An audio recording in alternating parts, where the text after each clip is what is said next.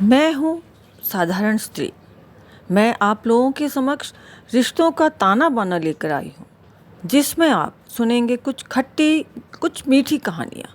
उम्मीद करती हूँ आप मुझे अपनाएंगे व सराहेंगे। जन्म जन्म का साथ है तुम्हारा हमारा, तुम्हारा हमारा।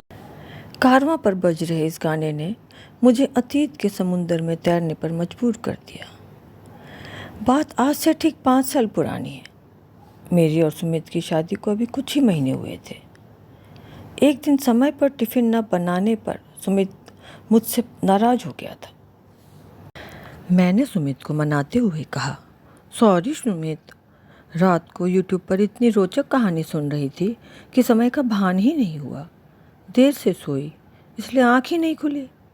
यह कहते कहते मैंने अपने दोनों कान पकड़ लिए, परंतु सुमित तो जैसे कुछ सुनना ही नहीं चाहता था। वह मुझे अनदेखा कर आगे को बढ़ गया। मैंने उसे पीछे से अपनी बाहों में लेते हुए बड़े ही भोलेपन से कहा, क्या बात है सुमित, ऑफिस में कोई प्रॉब्लम है क्या? पर न जाने उसे आज क्या हो गया था। वह मुझे खुद से दूर करते हुए बोला, नेहा, तुम्हारा तो ये रोज का हो गया है। रोज तुम्हारे पास कोई नया बहाना होता है। आज तुम्हारी आंख नहीं खुली, कल कपड़े नहीं धुले थे क्योंकि लाइट नहीं थी। मैं पूछता हूँ, क्या कल पूरा दिन लाइट नहीं थी? बोलो, जवाब दो। सुमित चीखते हुए मुझसे बोला, तुम पूरा दिन घर पर करती क्या हो? तुमसे एक घर भी नहीं संभाला जाता। यह कहकर सुमित जोर से दरवाज़ा पटक कर ऑफिस के लिए निकल गया। उसके इस व्यवहार से मैं बहुत दुखी हुई। मुझे ये नहीं समझ आ रहा था कि आज सुमित को हुआ क्या है। फिर भी मैं नहा धोकर घर साफ कर सुमित की पसंद का खाना बनाने लग गई। मटर पनीर, आटे सूजी की खस्ता पूड़ियाँ, खीरे का रायता और सूजी का हलवा, यह सब बनाकर मैं टिफ़िन लेकर सुमित के ऑफिस पहुंच गई। ऑफिस जाकर पता चला सुमित 2 दिन से ऑफिस ही नहीं आ रहा। यह सुनते ही मेरी जान से निकल गई। मैं फ़ौरन ऑफिस से बाहर निकली और सुमित को कॉल मिलाया, पर सुमित का फ़ोन स्विच ऑफ दिखा रहा था। मैंने बहुत ट्राई किया, पर बार बार फ़ोन स्विच ऑफ ही बता रहा था। मेरा मन बहुत घबरा रहा था। ऐसी कौन सी बात है जो सुमित मुझसे शेयर नहीं कर पा रहा? न जाने कितने ही बुरे बुरे ख्याल मेरे मन में आने लगे। मैं खुद को संभालते हुए घर लौटी। फिर से सुमित का नंबर ट्राई किया, पर वही स्विच ऑफ। इस अजनबी शहर में मैं किसी को भी नहीं जानती पहचानती थी। कहाँ जाऊँ, किससे पूछूँ, यह सोचते सोचते मैं फूट फूट कर रोने लगी। बिना कुछ खाए पिए मैं सोफे पर यूं ही निडाल पड़ी रही। मन बहुत बेचैन हो रहा था। रात के 8 बज चुके थे। अब मेरी हिम्मत ने भी जवाब दे दिया था। आस पड़ोस में हमारी अभी कोई जान पहचान नहीं हो पाई थी, सो किससे मदद मांगती। फिर भी हिम्मत करके मैंने पड़ोसियों की डोरबेल बजाई। दरवाज़ा खुलते ही मैं आश्चर्य से बोल पड़ी, अरे डॉक्टर देशपांडे, आप यहाँ? वह भी मुझे पहचानते हुए बोले, तुम वही हो ना? कुछ याद करते हुए बोले, यस, नेहा एंड सुमित। जी सर, मैं बोली। तभी मेरा घबराया हुआ चेहरा देखकर डॉक्टर साहब बोले, क्या हुआ बेटा, एनी प्रॉब्लम? मैंने बड़े ही बेचैनी भरे स्वर में उन्हें सब बता दिया। अब तक उनकी पत्नी भी बाहर आ चुकी थी। उन्होंने मुझे अंदर आने को कहा और मुझे सांत्वना देते हुए बोली, चिंता मत करो बेटा, तुम्हारा हस्बैंड आता ही होगा। मैं बीच में ही बोल पड़ी, वो तो ठीक है, पर फ़ोन क्यों स्विच ऑफ कर दिया? वह बड़ी ही नरम व ठहरे आवाज़ में बोली, ये भी तो हो सकता है बैटरी ख़त्म हो गई होगी। यह कहते हुए उन्होंने कॉफ़ी का मग मेरी ओर बढ़ा दिया। मुझे कॉफ़ी पीने का बिल्कुल मन नहीं हो रहा था, पर मिसेस देशपांडे के जोर देने पर मैं चुपचाप कॉफ़ी पीने लगी। उन्होंने ज़बरदस्ती सैंडविच भी मुझे पकड़ा दिया और बड़े ही अधिकार भरे अंदाज में बोली, खाओ इसे, ऐसे तो तुम स्वयं बीमार पड़ जाओगी। जैसे तैसे मैंने सैंडविच और कॉफ़ी फिनिश किया।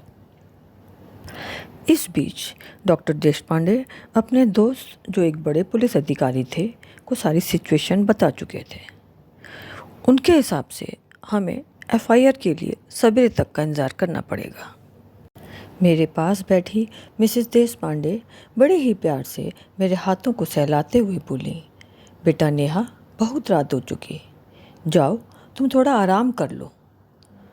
कुछ भी पता चलेगा तो हम तुम्हें कॉल करेंगे। मैं उन दोनों को थैंक यू बोलकर अपने फ्लैट में लौट आई। मेरी आंखों से तो जैसे नींद गायब सी हो गई थी। मैं वहीं सोफे पर बैठ गई। मेरे दिमाग में सिर्फ सुमित का ख्याल आ रहा था। मैं उन दिनों को याद करने लगी जब मैं पहली बार सुमित से मिली थी। वह तो मुझे पहली ही नज़र में भा गया था। पिछली बातें याद कर मेरे चेहरे पर हल्की सी मुस्कान बिखर गई। मेरा बचपन अनाथालय में बीता था। ऐसा कुछ भी नहीं था मेरे बचपन में जिसे मैं याद करूं। बस वही रोज का लड़कियों का चीखना चिल्लाना, छोटी छोटी गलतियों पर वार्डन मैम का ज्वालामुखी बन जाना, यह सब याद कर मुझे आज भी सिहरन हो उठती है।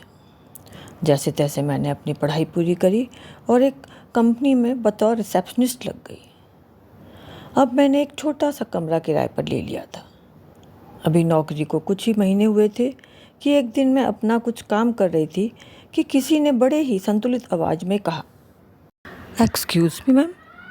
मैंने जैसे ही सर उठाकर उसकी तरफ देखा तो मैं अपलक ही उसे देखती रह गई। मेरे सामने आत्मविश्वास से भरा एक बहुत ही आकर्षक युवक खड़ा था। ऊंचा कद, सुडौल शरीर, गहरी कत्थई आंखें, घुंघराले बाल, हूबहू किसी हॉलीवुड हीरो जैसा लग रहा था। वह मेरी ओर देखते हुए बोला, माय नेम इज सुमित। नाम सुनते ही मैं बोल पड़ी, ओह तो आप सुमित हैं, आज आपका जॉब इंटरव्यू है। वह जी कहकर मेरी तरफ देखने लगा। मैंने उसे कॉरिडोर की तरफ इशारा करते हुए कहा, आप लेफ्ट से सेकंड रूम में चले जाइए। 1 महीने बाद वही युवक फिर मुझे अपने डेस्क पे खड़ा मिला। वह अपनी दोनों कोहनियाँ मेरे डेस्क पर टिकाते हुए बोला, मैम मेरा आई कार्ड। जी अभी तो मुझ तक नहीं पहुंचा, मैं बोली। पहुंचते ही मैं आपको बताती हूँ। ओके थैंक यू बोलकर वह भी चला गया। लंच टाइम पर जब मैं डाइनिंग हॉल पहुंची तो देखा सुमित भी वहीं बैठे हैं। सब उससे जॉब लगने की पार्टी मांग रहे थे। तभी किसी ने जोर से हुंकार लगाए, ओए छोटू, जा सामने वाली दुकान से गुलाब जामुन ले आ, और हाँ चाय भी ऑर्डर कर दियो। ये महाशय मिस्टर चावला थे, हमारे ऑफिस के हेड अकाउंटेंट। यही कोई 50-51 साल के होंगे। आधे पके बाल, बड़ी सी तोंद और तोंद पर ज़बरदस्ती टिकाई पैंट, जिसे वो बार बार सरक जाने पर ऊपर चढ़ाते रहते थे। सुमित के बगल वाली सीट खाली थी तो मैं भी वहीं बैठ गई। मैंने भी सुमित को कॉन्ग्रेचुलेशन बोला और अपना टिफ़िन खोल लिया। मैंने सुमित की ओर देखते हुए कहा, सर आप लंच नहीं करेंगे? सुमित बोला, जी मैं आज लाया नहीं। मैंने अपने टिफ़िन से एक आलू का पराठा निकालकर सुमित की ओर बढ़ा दिया। पहले तो सुमित ने ना नुकुर करी, फिर मेरे बार बार जोर देने पर उसने पराठा ले लिया। एक और खाते ही बोला, आपकी मम्मी पराठे बहुत स्वादिष्ट बनाती हैं। मैं थोड़ा मायूस स्वर में बोली, जी मैं अकेली हूँ, मेरा कोई नहीं है, मैं अनाथालय में पली बड़ी हूँ। सॉरी नेहा जी, बड़े ही धीमे आवाज़ में वह बोला। इट्स ओके सर, मैं अब बोली।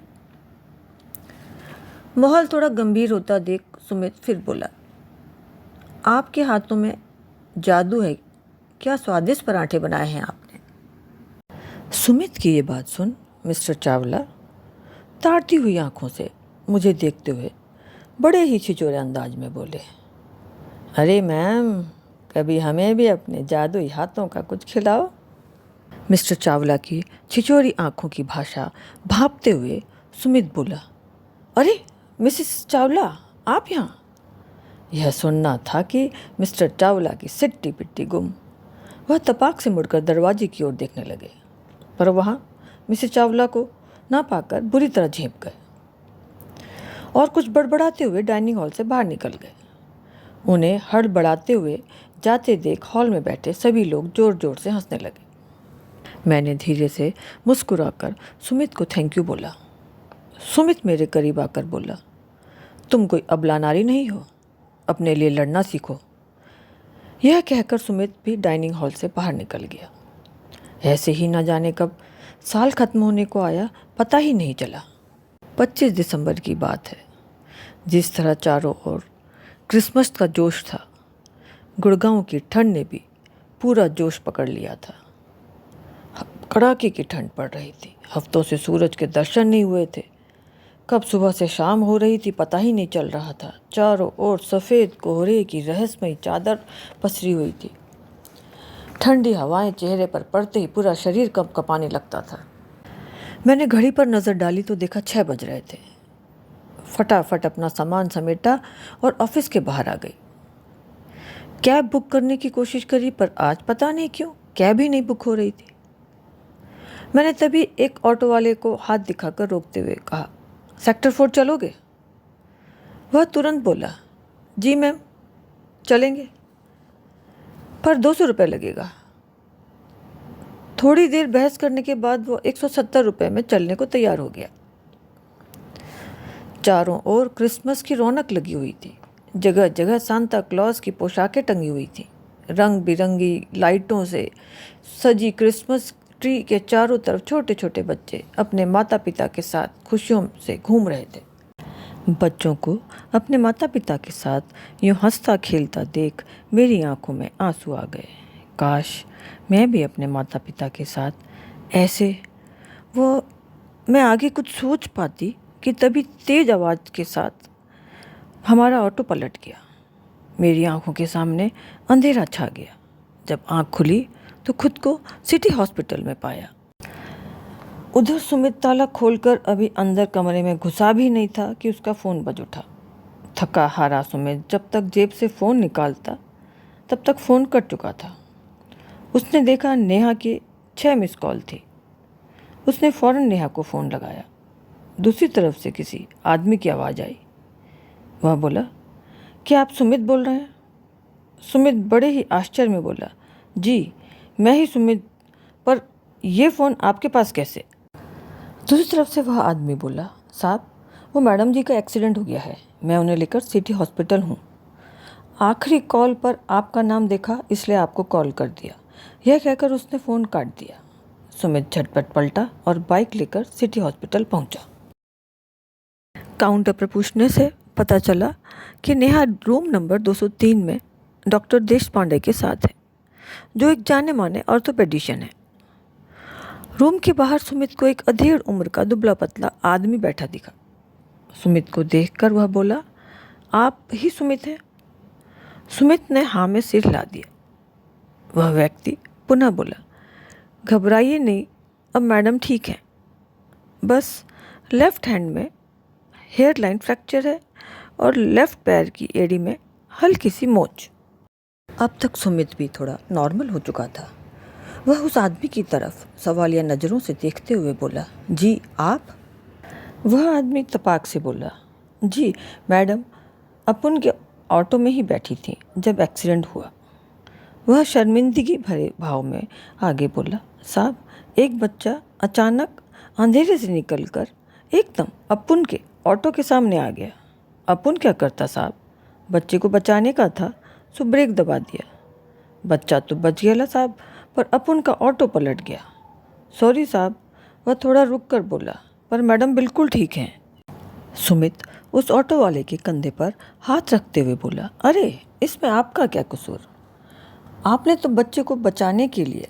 सुमित अपनी बात पूरी भी नहीं कर पाया था, तभी उसे डॉक्टर साहब रूम से बाहर आते दिखे। सुमित तुरंत उनकी ओर बढ़ा। वह डॉक्टर से कुछ पूछ पाता उससे पहले ही डॉक्टर साहब बोल पड़े, oh you lucky fellow, she is absolutely fine. बस अब कुछ दिनों आपको मैडम की सेवा करनी पड़ेगी। Oh sir, she is my. Sumit doctor साहब को कुछ बोलता तभी अंदर से नर्स की आवाज़ आई, नेहा जी के साथ कौन है? सुमित अपनी बात पूरी किए बिना ही अंदर भागा। सुमित को देखकर मैं उससे लिपटकर बच्ची की तरह रोने लगी। बच्ची की तरह मुझे रोता देख नर्स सुमित से बोली, your wife is very beautiful, पर थोड़ा वीक है, अच्छे से खिलाओ पिलाओ। यह सुनते ही मैं रोते रोते ठिठक गई और सुमित से अलग होते हुए बोली, जी ही इज़ माई। मैं फ्रेंड बोल भी नहीं पाई कि सुमित ने मेरे होंठों पर धीरे से अपना हाथ रखते हुए कहा, ऐसी हालात में थोड़ा कम ही बोलना चाहिए, चलो घर चलें। यह कहकर सुमित ने मुझे सहारा देकर व्हीलचेयर पर बिठा दिया। जब मुझे लेकर सुमित हॉस्पिटल के बाहर पहुंचा तो हमने देखा वही ऑटो वाला खड़ा है। हमें देखकर वह बोला, आइए मैडम, आपको घर तक छोड़ देता हूँ। सुमित बोला, नहीं आप रहने दो, मैं छोड़ दूँगा। यह बोलकर सुमित मेरे हाँ के इंतजार में मेरा मुंह देखने लगा। मैंने भी तुरंत हाँ में सर हिला दिया। मैंने पर्स से पैसे निकालकर ऑटो वाले की तरफ बढ़ाया तो वह बोला, रहने दो मैडम, सर ने अपन को किराया दे दिया। मैंने फिर भी 500 रुपये उसकी ओर बढ़ाते हुए कहा, रख लो, आपका भी तो ऑटो टूट गया है, और हाँ, अपनी बिटिया के लिए भी वही सांता क्लॉज वाली ड्रेस लेते जाना। ऑटो वाला बड़ी हैरानी से मेरा मुंह देखने लगा। मैं बोली, अरे हैरान मत होइए, जब आप बिटिया से फ़ोन पर बात कर रहे थे तो मैंने सुन लिया था। यह कहते कहते मैंने पैसे ऑटो वाले की जेब में डाल दिए।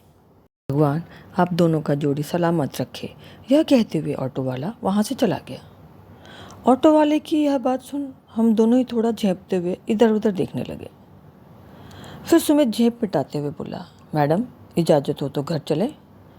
इस बात पर हम दोनों ही हंस पड़े। घर पहुंचकर मुझसे चाबी ले सुमित ने दरवाज़ा खोला, फिर मुझे सहारा देते हुए अंदर कमरे तक ले आया। मैंने भी हाथ बढ़ाकर लाइट का स्विच ऑन कर दिया। घर के नाम पर सिर्फ एक छोटा सा कमरा, जिसके एक कोने पर एक फोल्डिंग बेड पड़ा हुआ था और दूसरे कोने पर स्लैब था जिस पर सिंगल बर्नर का गैस चूल्हा रखा हुआ था। मुझे बेड पर बैठाते हुए सुमित चारों ओर देखने लगा। वह जिस तरह घूम घूम कर कमरे को देख रहा था, मुझसे रहा नहीं गया। मैं बोल पड़ी, सर थोड़ा छोटा है ना, पर क्या करूं, अपनी हैसियत के हिसाब से यही छोटा सा कमरा अफोर्ड कर पाई। यह कहते हुए मैं थोड़ा असहज महसूस कर रही थी। तभी सुमित मेरी ओर देखते हुए बोला, नेहा, घर से इंसान की पहचान नहीं होती, उसमें रहने वाले से होती है, कुछ समझी? वह फिर बोला, तुम यहाँ अकेली रहती हो? मैंने हाँ में सर हिला दिया। कैसे मैनेज करोगी अकेले? वह परेशान होते हुए बोला, सर मुझे अकेलापन अच्छा लगता है। मैंने 21 साल अनाथालय में बिताए हैं, जहाँ इतने सारे लोग थे पर अपना कहने को कोई भी नहीं। हाँ, अपना कहने के नाम पर मेरे पास कुछ था तो यह शरीर, जिसे न जाने क्यों पैदा करके अनाथालय की सीढ़ियों पर छोड़ दिया। इससे अच्छा होता मुझे किसी रेल की पटरी में फेंक देते या फिर नदी में बहा देते। इस हैवानों की दुनिया में मरने के लिए जिंदा छोड़ने से तो बेहतर ही होता। यह कहते कहते मेरी आंखों से 21 सालों से थामा बांध आंसू बनकर बह निकला। तभी मैंने सुमित के हाथों को अपने कंधों पर महसूस किया। वह मेरे कंधों को सहलाते हुए बोला, नेहा प्लीज़ रोइए मत।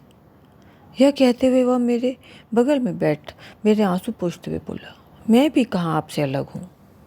सुमित बोला, बचपन में ही एक रोड एक्सीडेंट में माँ बाबा चल बसे। चाचा चाची की दया में ही बचपन बीता। जो उनके बच्चों को पसंद ना होते वह खिलौने मुझे मिलते, उनके पुराने कपड़े पहनता। बस मेरे जन्मदिन पर ही एक जोड़ी कपड़ा मुझे नया मिलता था। सदा बासी खाना मेरी थाली में होता था। यह कहते कहते सुमित भी जार जार रो पड़ा। जब से तुमसे मिला हूँ जीवन में सुकून सा आ गया है। सुमित शब्दों के प्रवाह में कब नेहा को आपसे तुम बोल गया उसे पता ही न चला। वह बोला, सॉरी मैं गलती से आपको तुम बोल गया। मैं बड़े ही प्यार से सुमित की तरफ देखते हुए बोली, सर तुम ही बोलिए ना, बड़ा अपना सा लगता है। सुमित शरारत से मेरी तरफ आंख मारते हुए बोला, वैसे ही ना जैसे माए सुमित लगता है। यह कहते ही उसने मेरा फ़ोन अपनी जेब से निकालकर मेरी तरफ बढ़ा दिया और बोला, ऑटो वाले ने दिया था। मैं तो शर्म से सुमित से नजरें ही नहीं मिला पा रही थी। दरअसल मैंने अपने फ़ोन पर सुमित का नाम माय सुमित के नाम से सेव किया हुआ था। अपना नाम मेरे फ़ोन पर इस तरह सेव देखकर सर मेरे बारे में क्या सोच रहे होंगे, यह सोचते ही मैं बहुत असहज महसूस करने लगी। इसी उधेड़-बुन में मैं तपाक से बोली, सर मैं ऐसी लड़की नहीं हूँ, बस आपके साथ थोड़ा सेफ फील होता है। मैं भी न जाने शर्म और घबराहट में क्या क्या उल-जलूल बोलने लगी। सुमित मेरे करीब आकर बोला, इट्स ओके, रिलैक्स, तुम भी मुझे सुमित बुला सकती हो माय डियर नेहा। पूरी कहानी जानने के लिए सुनिए कहानी का अगला भाग, जन्म जन्म का साथ पार्ट 2।